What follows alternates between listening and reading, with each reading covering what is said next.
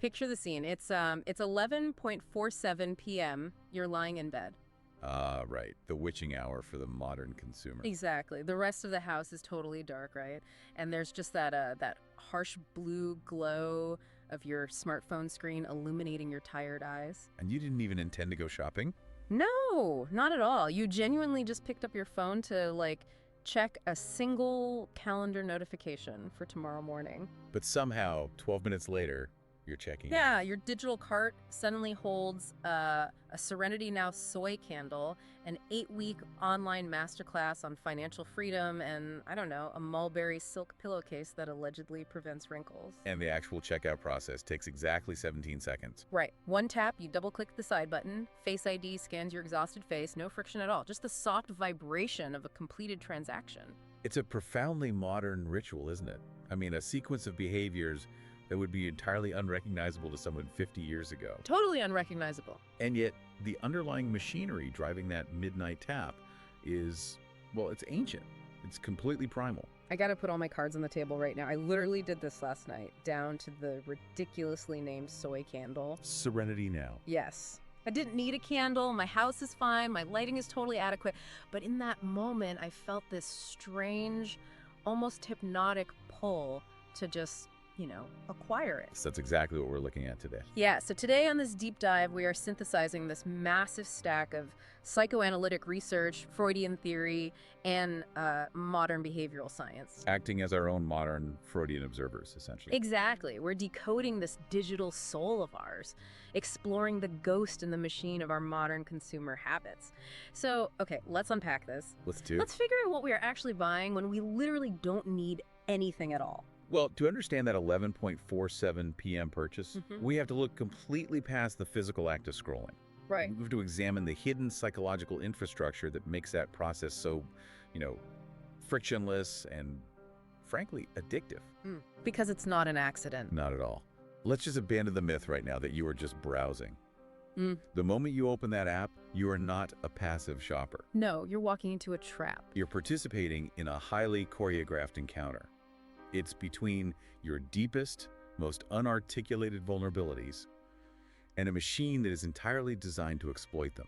It really does feel like a choreographed encounter. Like, take the infinite scroll mechanic. Oh, that's a perfect example. We talk about it all the time as like a dopamine loop, right? But reading through our research today, looking at it through this psychoanalytic lens, it's so much darker. It is, because it is literally designed to have no beginning and no end. Yes. It perfectly mimics the exact structure of obsessive thought. That is such a crucial distinction, though. Yeah. Because it's not just about pleasure, right? It's about the architecture of obsession. How so? Well, think about how an obsessive thought works.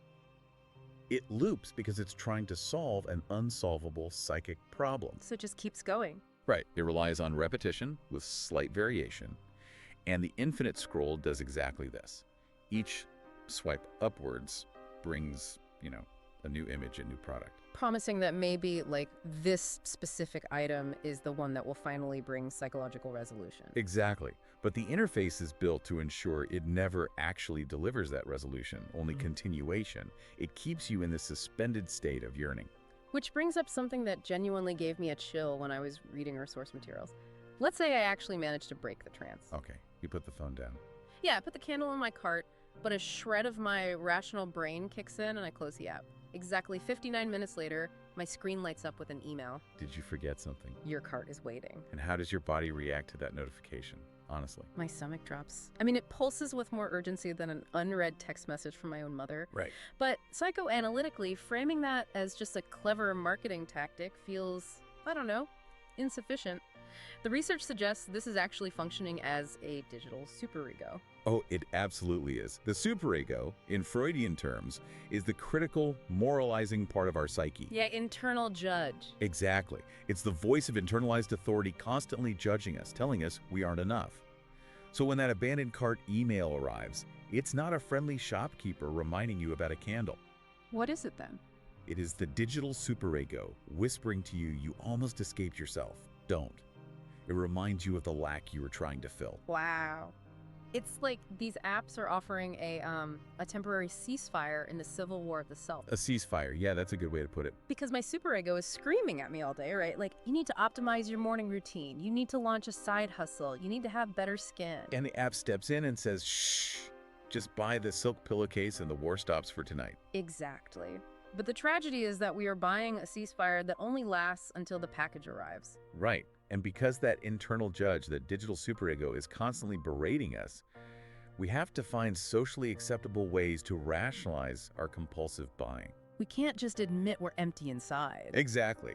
We can't casually admit to ourselves or our peers that we are acting out of a deep, unmanageable emptiness or anxiety. So what do? We dress our consumption up in the language of therapy. Oh, the wellness camouflage. This is everywhere right now. Everywhere. Treat yourself. Self-care isn't selfish. I hear these phrases constantly, and frankly, I use them. We all do. But looking at the psychoanalytic breakdown, these aren't empowering mantras at all. They're psychic permission slips. We've somehow managed to medicalize consumption while simultaneously pathologizing stillness. Let's break down the actual mechanics of how that works in the brain. Yeah. Psychoanalysis calls this reaction formation. Reaction formation. Okay, explain that. It's a defense mechanism. It's where a person overcompensates in the exact opposite direction of their true underlying impulse. Because the true impulse is just too scary. Precisely. The true impulse is too threatening to acknowledge. So give me a concrete example of how that plays out on my phone. Okay, think about the massive cultural obsession with hyper-curated minimalism. Oh, like buying all those uniform storage bins. Right. We buy books and digital courses on the KonMari method, or we purchase expensive bins to organize our pantries. On the surface, it looks like we are rejecting materialism. But structurally. Structurally, the underlying impulse is hoarding. We mask our hoarding tendencies as hyper-curated minimalism. The performance of virtue completely conceals the compulsion. That is wild. And we do the exact same thing with time. We mask our sheer terror of unstructured stillness, which is, when our anxiety speaks the loudest as productivity by subscribing to endless masterclasses we never finish. Masterclasses we never finish. I feel personally attacked. But here's where it gets really interesting to me, though. Go on. It means we aren't just buying objects. We are buying identity curation. Yes. The fantasy of who you could be. Right. Like when you buy a $200 yoga mat, you aren't buying a piece of high-density foam. You are buying the fantasy of the flexible, disciplined, emotionally centered person who uses that mat every morning at 6 a.m. While drinking hot lemon water, of course. Exactly. You are essentially putting a down payment on a future self. But consider the math of that transaction. You are attempting to solve an internal equation with external variables. Which never works. Never. The marketplace completely depends on the gap between who you actually are and who you imagine you could be, if the future self ever actually arrived. If I actually became the yoga person. Right, if you finally became the person who didn't need the external object to feel complete, the engine of global commerce would stall overnight. Yeah. It feeds on your aspiration as a perpetual deficit. So the system literally requires me to stay slightly broken. Fantastic. It's highly effective. But let's dig deeper into the actual source material here, because we need to descend into the basement of the psyche. What are the primal energies actually powering this digital machinery? It comes down to libido. Right, and I want to clarify this right away, because when most of us hear libido, we immediately think of sexual desire. But in Freudian theory, we're talking about something much broader. Oh, much broader. Libido is the life force itself. It is the raw psychic energy that seeks connection, expansion, creation, and vitality. And normally that flows outward. In a psychologically healthy state, yes. It connects you to genuine relationships, meaningful work, in your community. Yeah. But modern life, with its isolation, its chronic stress, its alienation, it frequently blocks those primary channels. And psychic energy can't just evaporate, it has to go somewhere. It gets rerouted. Yeah. When libido cannot find a genuine object of human connection, it seeks substitute outlets. Enter the smartphone. Exactly. The digital marketplace operates as a flawless, always available container for this displaced life force. It becomes a form of narcissism by proxy. Narcissism by proxy, so you aren't connecting with another human being. No, you're falling in love with the idea of yourself reflected back to you in a set of luxury linen sheets or a perfectly aesthetic desk setup. We deposit our unlived potential into the sheets. I mean, that is staggering. But the psychoanalytic texts we're synthesizing take this even further back into our childhood development stages. They do. Let's talk about the oral phase. Right. So, as infants, our entire world is structured around the mouth. We learn that an external source, like a mother's milk or a bottle, can literally enter us, alleviate our physical distress, and restore our sense of wholeness. Now, map that biological soothing onto your adult nervous system when you're tracking a package. Oh, no. We never entirely outgrow that oral stage logic. Deep in our subconscious, we harbor this pre-verbal belief in magic. The belief that an external object can enter our lives and fundamentally restore us. Wait. So when I buy like a boutique brain-focused supplement, I'm not just logically thinking, this has vitamin B. No. My subconscious literally thinks I am ingesting magic that will fix my flawed biology. Your subconscious believes it is incorporating the good object to soothe an internal bad feeling, just like a hungry infant being fed. That makes so much sense. And the technology enhances the solution perfectly. The algorithm flawlessly mimics the attentive mother. Think about how algorithmic recommendations work. They anticipate what I want. They anticipate your needs before you even articulate them. You feel seen. You feel understood by the machine. And prime delivery.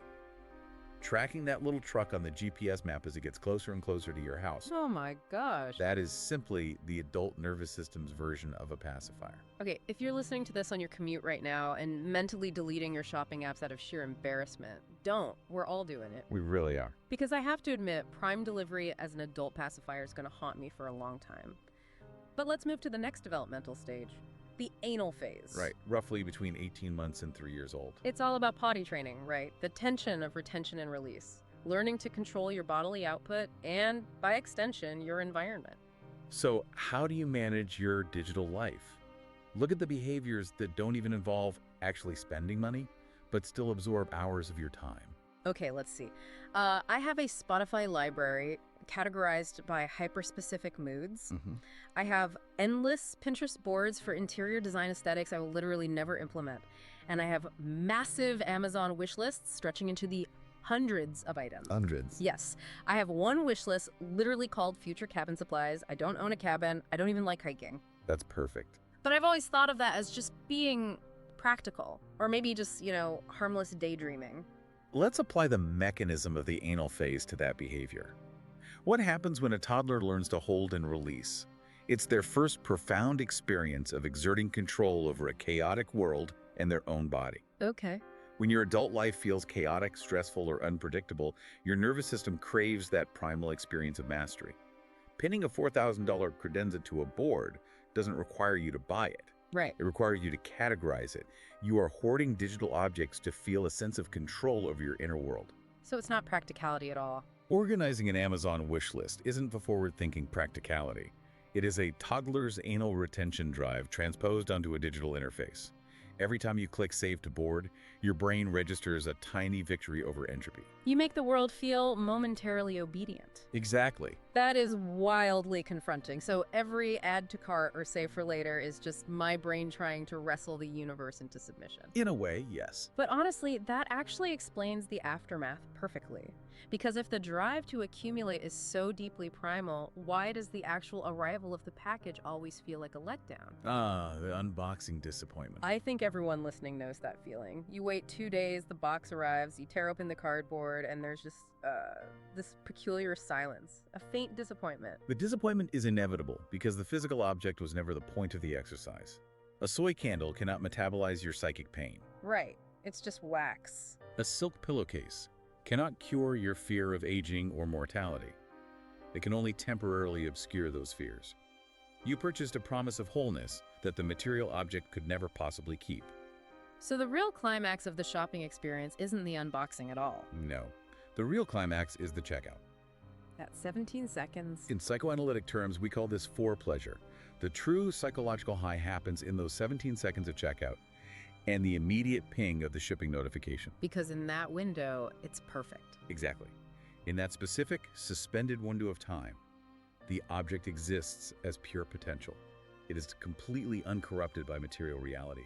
It hasn't gathered dust yet. It hasn't failed to change your life yet. We have built an entire global economy on the eroticism of almost having, because actually having is fundamentally disappointing. We get the microdose of anticipation without the messy reality of the actual object failing us.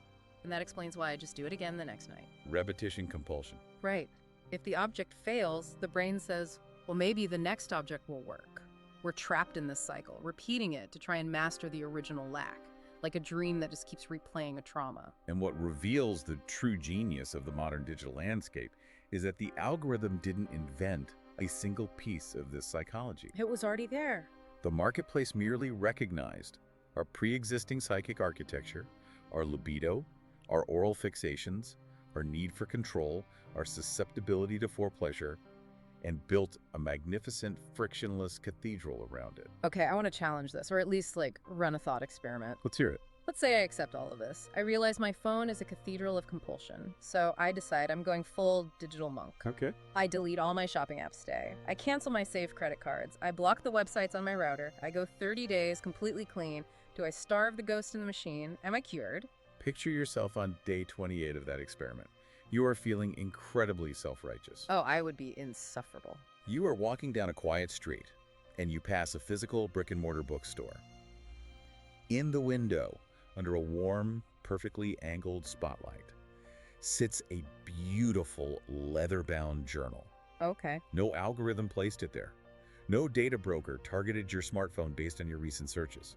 It is just chance, and yet your breath catches, your pulse quickens. Because I see the writer I could be. Exactly. The fantasy of the organized, thoughtful writer you could become floods your mind. The exact same machinery whirs to life. You see, the app on your phone is just a key. But the lock is inside now. The lock was installed inside you long before the internet ever existed. So if the lock is inside us and it predates the technology entirely, what are we even doing here? Does knowing all of this Freudian theory actually set us free? That's the million-dollar question. Because I feel like intuitively, if I know how the magic trick works, I know I'm displacing my libido into a journal, the spell should break. Does this insight liberate us from the 11:47 p.m. shopping cart? This is the Freudian revelation that our modern, solutions-oriented culture simply cannot stomach. Insight does not equal liberation. It doesn't. No. You can completely understand displacement, projection, and oral fixation, and you will still reach for your phone at midnight. Knowledge is not a vaccine against compulsion. That is so depressing. In fact, in many cases, knowledge simply becomes another layer of the symptom. Wait, hang on. How does knowing I have a symptom become the symptom? Because we turn our own self-awareness into a commodity. We tell ourselves, I recognize my trauma, I recognize my anxiety, so I will invest in this therapeutic mindful consumption course. Oh, wow. Or, even more commonly today, we turn the compulsion into content. Think about the public spectacle of consumption online. The unboxing videos. The unboxing videos, the monthly haul recaps on social media, the meticulously filmed restock videos. Right. We aren't just buying things privately in our bedrooms anymore. We are performing our consumption for an audience. We perform it because the private act of purchasing alone is no longer enough to contain the psychic charge. We need the gaze of the other to validate that the purchase actually meant something. Like proving it happened? It's the adult equivalent of a toddler showing off a new toy to prove their social standing to their parents. The marketplace has industrialized the use of objects as social currency, but now the audience is infinite. So the symptom just shapeshifts. If I stop buying candles, I start buying mindfulness retreats. If I stop shopping privately, I start broadcasting my purchases to feel seen. Precisely. Which brings us to a really uncomfortable meta layer about this entire deep dive. I wondered when we'd get here. If insight isn't liberation, what exactly are we doing right now? By synthesizing this research, by analyzing my midnight shopping habits to you and to everyone listening right now, am I just finding a more socially acceptable intellectual outlet for my neuroses? Psychoanalysis identifies the exact thing we are doing right now as intellectualization. Intellectualization? It is the retreat into abstract thought to avoid actually feeling the raw, uncomfortable emotion underneath. It is a highly effective defense mechanism. So we're defending ourselves right now. We are sitting here, naming the problem, categorizing the drives, and naming it creates a profoundly comforting illusion of mastery. We feel a flicker of relief because we've conceptualized the anxiety. Oh my God. We traded the shopping cart for the psychological concept. We did. We're satisfying our intellectual craving, but our actual psychic hunger is still completely starving. The underlying pressure, the loneliness, the need for control is still there, entirely unmet. It remains unchanged, simply waiting for its next vessel. We can devour entire libraries of psychoanalytic analysis, but until we learn to sit quietly with the lack itself, without rushing to fill it with a candle or a concept or a deep dive discussion, the machinery keeps running. That is deeply profound. And honestly, a little devastating. It really highlights the peculiar loneliness of the Buy Now button. You're always alone when you tap it. But synthesizing all these sources, the takeaway here isn't to feel guilty, right? Not at all. Freud wouldn't tell you to stop shopping. He'd tell you to become deeply, intensely curious about what that shopping is actually doing for you. The emptiness you feel at 11:47 p.m. isn't a defect in your character. No, it's simply the space where your desire lives. The symptom is always a form of communication. It's your psyche frantically trying to regulate itself in a world that offers very few legitimate, non-commercial containers for our vulnerability. So what does this all mean for you, listening to this right now? The next time you're lying in bed, the blue light shining on your face, and your thumb drifts over to that shopping app, don't judge yourself. Don't moralize it. Just pause for one single breath and ask yourself, what am I trying to soothe? What is the ghost in the machine actually hungry for? Because the product was never the point.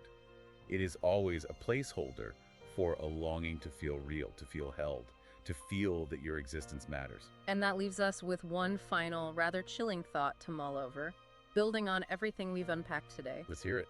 If every physical object we buy, every candle, every journal, every silk pillowcase, is ultimately just a displaced plea for human connection and a way to soothe our psychic isolation, what happens when the marketplace perfects AI companions? That is a terrifying thought. Right. When we cross the threshold where you can literally one click purchase the flawless algorithmic illusion of being truly seen, understood, and held, will that finally cure the midnight symptom? Or will it be the ultimate inescapable displacement from which our human psyche can never ever return?